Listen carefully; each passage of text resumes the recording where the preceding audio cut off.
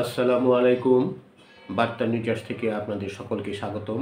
চীন, বাংলাদেশ এবং পাকিস্তানকে নিয়ে ত্রিদেশীয় একটি জোট গঠন করার জন্য উদ্যোগ নিয়েছেন। এই জোটের মাধ্যমে তিনটি দেশের জনগণের জীবনযাত্রার মান এবং অর্থনৈতিক মান উন্নয়নের চেষ্টা করা হবে। এতে ব্যবসা, বিনিয়োগ, মানুষের জীবনযাত্রা এবং পানি সম্পদের মান উন্নয়নে সহযোগিতা বৃদ্ধিকল্পে কাজ করবে বলে আশা করা হচ্ছে।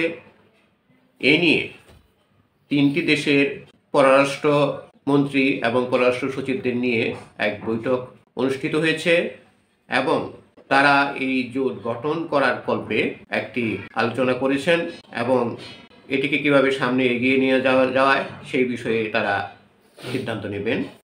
তিনটি দেশের মধ্যে কিভাবে সহযোগিতাকে আরও বৃদ্ধি করা যায় সেই ব্যাপারে তারা সচেষ্ট হবেন।